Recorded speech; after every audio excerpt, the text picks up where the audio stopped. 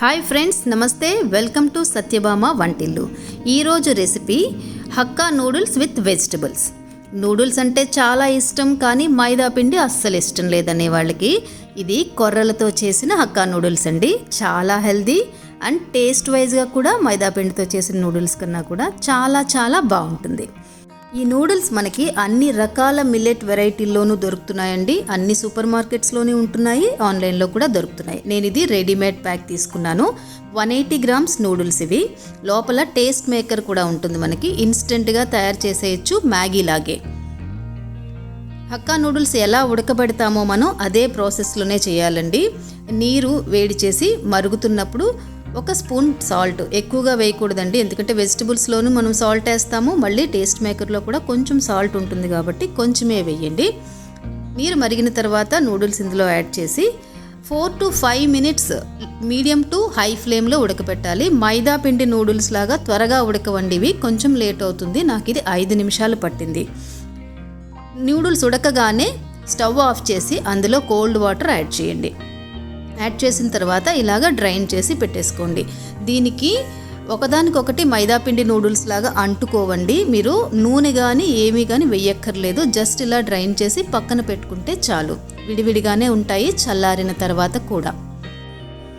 Vegetables వేపుకోవటానికి ఒక వెడల్పాటి మందమైన పాత్రను తీసుకోండి.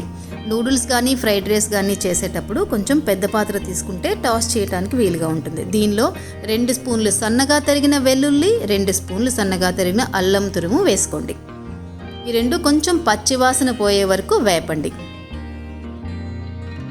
తర్వాత 1 ఉల్లిపాయ చీరికలుగా సన్నగా తరిగినది, అది కూడా యాడ్ చేసి జస్ట్ ఉల్లిపాయ కాస్త రంగు మారే వరకు, అంటే ట్రాన్స్పరెంట్గా అయితే చాలండి, అలా వేపండి. జస్ట్ 1 నిమిషం మాత్రమే పడుతుంది దీనికి. దీనిలో 1 పెద్ద క్యారెట్ సన్నగా చీరికలుగా తరిగినది, 1 కప్పు క్యాబేజ్, అది కూడా సన్నగా పొడవుగా తరిగినది, 1 పెద్ద క్యాప్సికమ్. ఇవన్నీ కూడా ఈక్వల్గా ఈవెన్గానే నేను తీసుకున్నానండి, సైజు క్వాంటిటీ కూడా, ఎందుకంటే వేపేటప్పుడు కరెక్ట్గా వేగుతాయి. రుచికి సరిపడా ఉప్పు యాడ్ చేసి ఈ వెజిటబుల్స్ అన్నీ కూడా హై ఫ్లేమ్లోనే వేపండి, అప్పుడే ఆ క్రంచీనెస్ రిమైన్ అవుతుంది. లో ఫ్లేమ్ కానీ మీడియం ఫ్లేమ్ కానీ పెట్టారంటే సాఫ్ట్గా అయిపోతాయి. ఫైనల్గా 1 టమాటో గింజలన్నీ తీసేసి అది కూడా పొడవుగా ముక్కలుగా చేసి పెట్టుకున్నది ఇందులో యాడ్ చేయండి. ఇవన్నీ వేపటానికి జస్ట్ 2 నిమిషాలు మాత్రమే పడుతుంది. ఇవి బాగా వేగిన తర్వాత టేస్ట్ మేకర్ ఇందులో కట్ చేసి ఈ పౌడర్ అంతా కూడా ఇందులో యాడ్ చేసేయండి. జస్ట్ ఒక్కసారి ఈ పౌడర్ అంతా కూడా వెజిటబుల్స్కి పట్టేలాగా కలిపి మనం ఆల్రెడీ ఉడకబెట్టి పెట్టుకున్న నూడిల్స్ని ఇందులో యాడ్ చేయండి. ఈ ప్రాసెస్ అంతా కూడా ఆల్మోస్ట్ హై ఫ్లేమ్లోనే చేయాలండి. ఒకవేళ మీకు అంతగా మాడుతున్నట్టు అనిపిస్తే మీడియం ఫ్లేమ్ పెట్టుకోండి, కానీ హై ఫ్లేమ్లో చేసేటప్పుడు మంచి టేస్ట్ వస్తుంది. కొంచెం మాడినా కూడా బాగుంటుంది. పెద్ద పాత్ర పెట్టుకోవడం వల్ల మీకు టాస్ చేసుకోవడం కూడా చాలా ఈజీగా ఉంటుంది. నూడిల్స్ మొత్తం కాయగూర ముక్కలు అన్నిటిలోని కలిసిపోయిన తర్వాత 1/2 టీ స్పూన్ మిరియాల పొడి యాడ్ చేయండి.